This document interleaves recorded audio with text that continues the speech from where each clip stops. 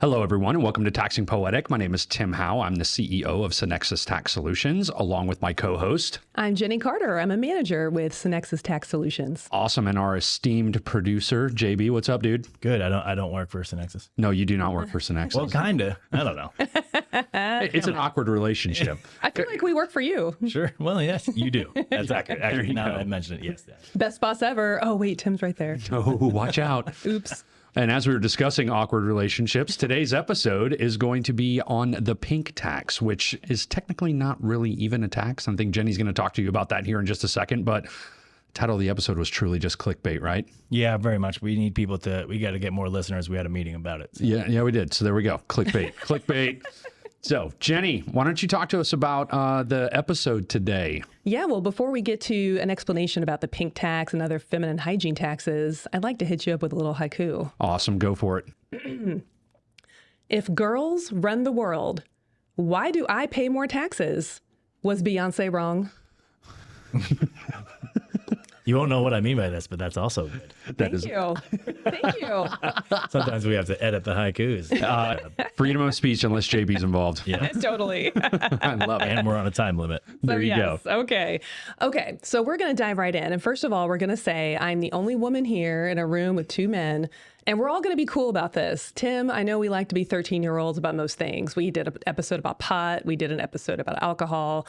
We basically are like middle schoolers most of the time. We had a haiku on Cheetos. True. Yes, and Visine. So today we're going to be cool. Like we're going to be total adults because half the world's population menstruates. Okay. Now let's all say it. Menstruate. Menstruate. There you go. Okay. JB's still having a problem saying it, but that's fine.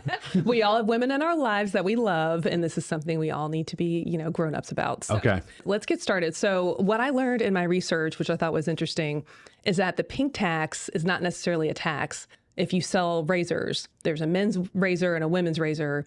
They could be the same exact product, but they package the women's razor in, pink packaging, and therefore women pay, I believe, 13% more for products, comparable products than men do. So they call that 13% the pink tax. So if I marketed an oil filter towards a woman, you're basically telling me that I would have like a 10 to 13% markup on it? 100%. That is- Just make it pink. Wow. So it's viewed as an economic burden on women is what I'm saying. Especially, and this is not political, this is just a fact according to the World Economic Forum. We've all heard this, especially since women continue to earn less as men on the dollar. Yes. So we're making less, paying more for products. And even the United Nations has called on countries to eliminate pink taxes to ensure that all women have equal access to economic participation. Oh. So anyway, there is legislation pending in Congress, apparently, called the Pink Tax Repeal Act, I guess, where products would be legally mandated to not have that markup. But again, it sounds like it's pretty complicated, right, JB, like with marketing budgets and all that. So I don't know. That's just what's going on. That's the pink tax. Okay. Interesting. Exactly. Yes. So separately from the pink tax, what we're really going to debate today is taxes on feminine hygiene products.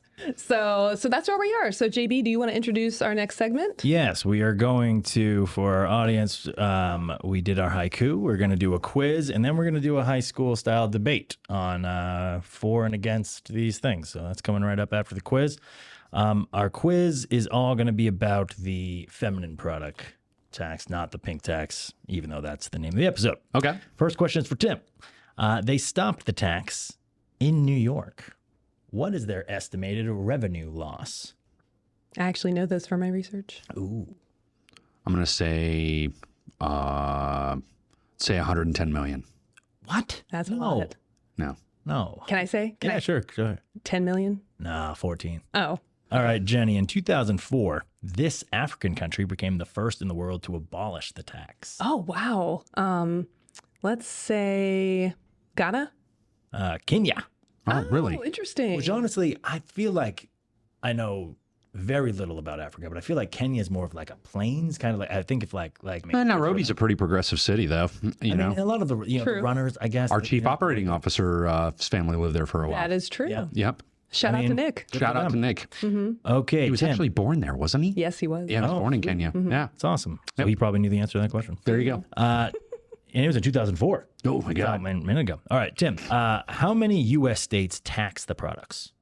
I'm going to say 32, 20. 20. Yeah. Okay. I have 21. Yeah. Oh, wow. So yours is of April 2023. Okay. Man, that's a lot. I know. 20 That's a lot of states. That's a ton of states. Holy smokes. Almost half. Yep. All right, Jenny. Taxable feminine hygiene products are currently under what classification? Luxury items. Yes. Luxury. I will also accept what?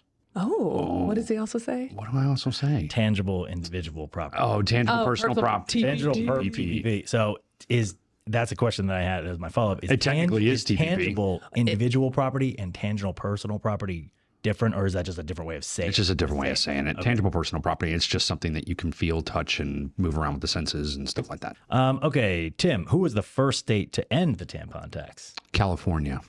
No, it was Minnesota. What? I know. I'll give you, gosh. you can steal it if you tell me what year. Oh, I know this. God.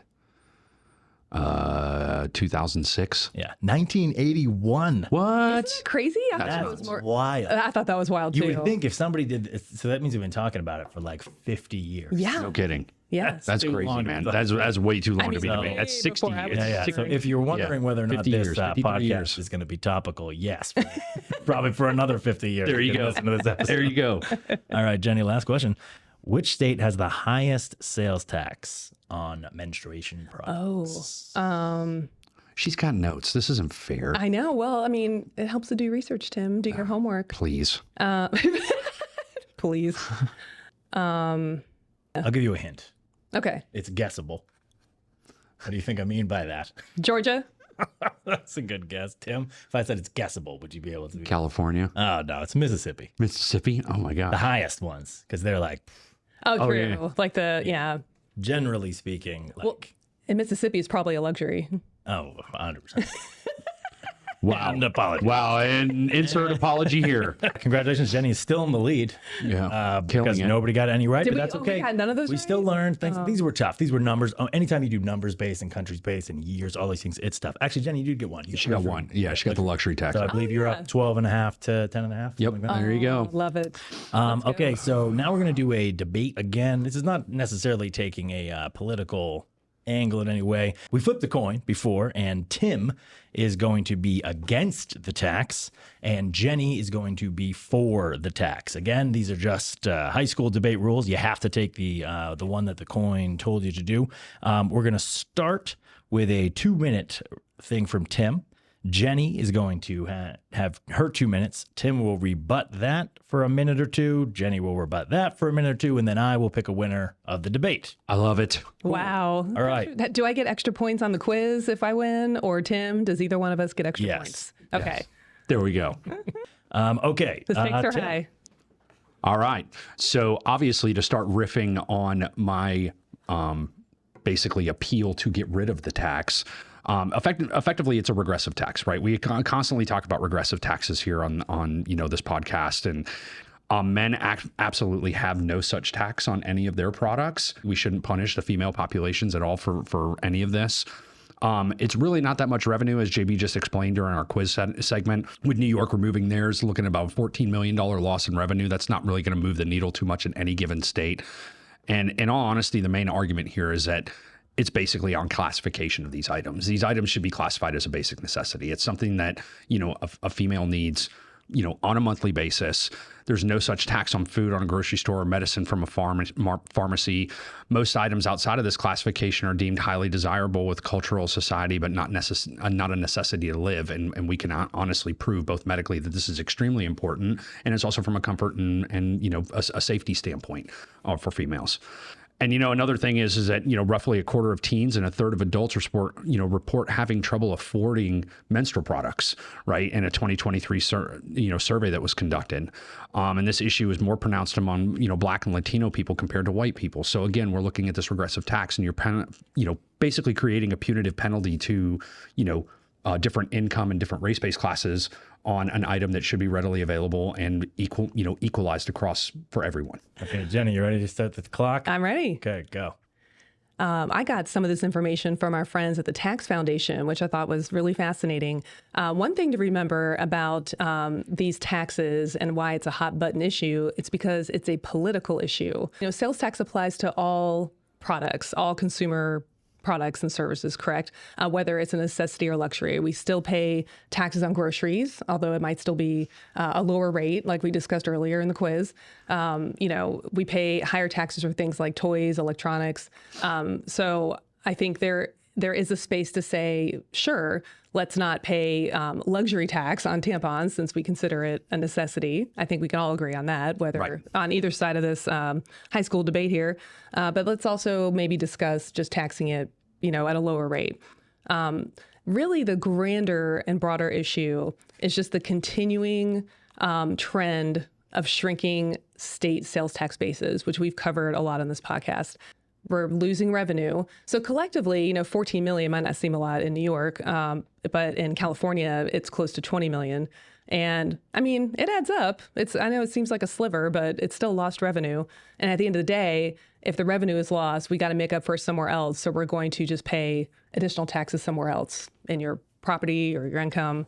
And that's where I'm going to stop my debate right here. All right. Okay. Tim, rebuttals. Frankly, the idea of just that this is going to shrink a tax base, I think is completely irrelevant, especially when you're holding, the idea of a good that is, truly even by public health experts seen as an essential good for a female, right? I mean, I think if you look at, prescription drugs, if you look at durable medical equipment, anything in the medical industry for the most part is typically exempted, specifically by doctor's orders. In a lot of cases, durable medical equipment that's not, even prescribed by doctors in a lot of states is actually exempted. Why would this be any different? And frankly, I just think it's wrong. I think the holistic idea of having a tax that's on a specific item that's obviously already marked up, as we discussed with the pink tax component of it, women are just paying generally and more. That's wrong, and I think it needs to be reversed. Okay. I think in all honesty, I think it needs to be taken up as the feds are doing. I think it's something that needs to be taken up in the legislature, in the U.S. House and Senate, and something needs to be passed from that perspective to have like a grandfather clause for all states to follow. Okay. All right, Jenny. It just does start snowballing when we start, exempting products from tax based on, political pressure. Where does it stop? And it seems like incrementally, it could add up to larger losses in revenue as we keep exempting further and further, making our tax base smaller and smaller. So maybe just this tax wouldn't make a huge difference in a state's budget, but then you combine it with, any other product that comes under political fire, and then we exempt that. As our friends at the Tax Foundation would say, it violates sound tax policy because, again, we're just paying for it somewhere else down the line with our state taxes. And I think what Jenny's trying to argue is uniformity. Uniformity is applied a lot in property tax to, taking certain properties and making sure the uniform application of the tax is applied to all of those certain types of properties. I think that's completely different in this case. I think that there can be certain buckets of items, and we see that with groceries and with prepared food and with carbonated beverages and artificially sweetened beverages. Certain states have passed sin taxes. Let's look at alcohol, right? How long do we have to talk about alcohol? We've had an entire episode, and that the alcohol is taxed at such an excessively high rate. Cigarettes are taxed at a higher rate. Gas is taxed at a different rate, right? For a number of different public, works products and other things that are projects, excuse me. I frankly think taking this specific bucket and causing it and focusing on it is not going to be that big of a dent in revenue. Okay. Nice. Yeah.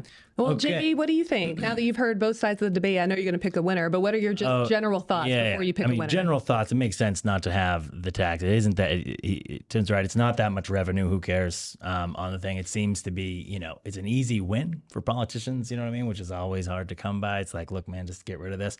I do see Jenny's point on that if it, it's this, and then, the government says I shouldn't smoke, and I had to buy nicotine patches, and so don't tax those anymore because I need that to quit smoking. Where's the medical line? Where's that the slippery slope kind of aspect? But in my personal opinion, is that the worry about the slope when you get to the slope. Like you don't not do one thing because you're worried about what it might do. Well, and Jenny even pointed out in some research that she provided to me, chapstick, dandruff shampoo, and Viagra. They actually are 3 of thousands of health and personal care products that are exempt from sales tax, right? They're literally already doing it. They're already doing it. Just add.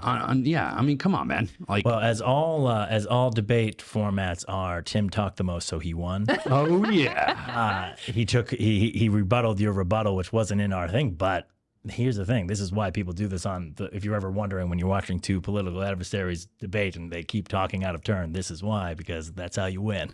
So That's how James Carville won for years, Raging Cajun himself. Tim did win. It was close. It was 5-4. There you go. Tim, I think you did a great job. It's also very difficult to beat Tim in any debate. So. Sure, he's a very good debate. I mean, know. that's one of the things. It was always going to be an uphill battle. It's You hard. did great. It's hard to lose a debate when you're never wrong. I'm Exactly. never wrong. All right, let's take a quick break, and then we'll come back, and Jenny's going to do her segment.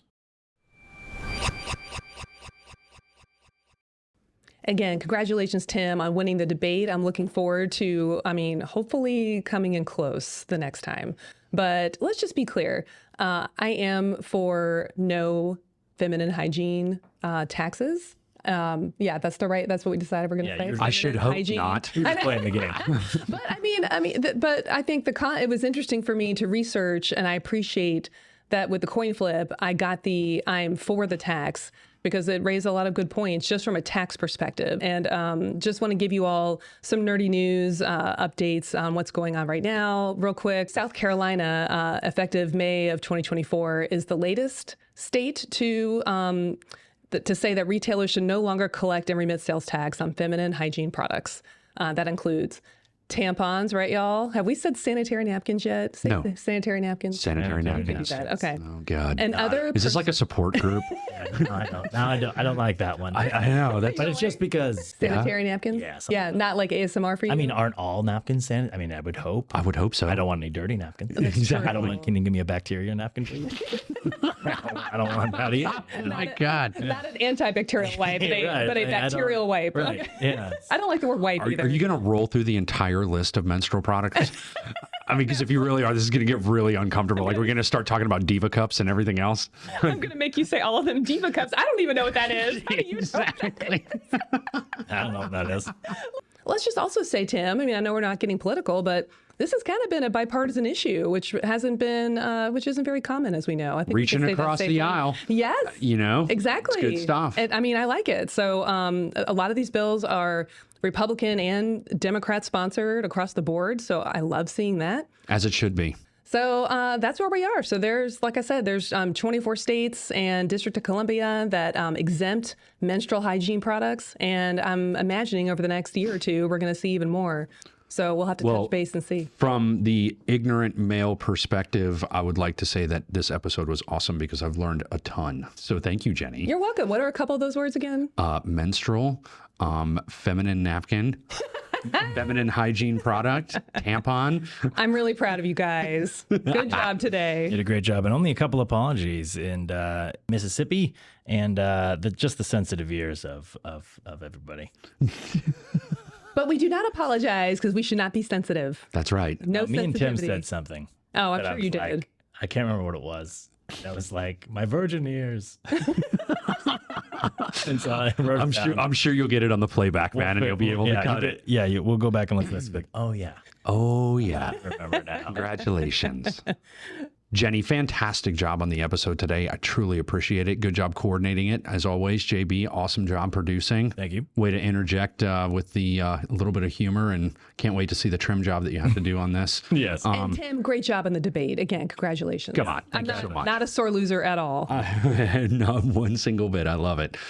You can listen to us on any of the locations where you typically pick up your podcasts. We always appreciate any kind of fan mail or any sort of questions that you may have. You can email us. Yes, email us at taxingpoetic@synexustax.com. There you go. And we look forward to talking to you next time. For Jenny, JB, and Tim, have a great afternoon. Tampons. Bam. Wow.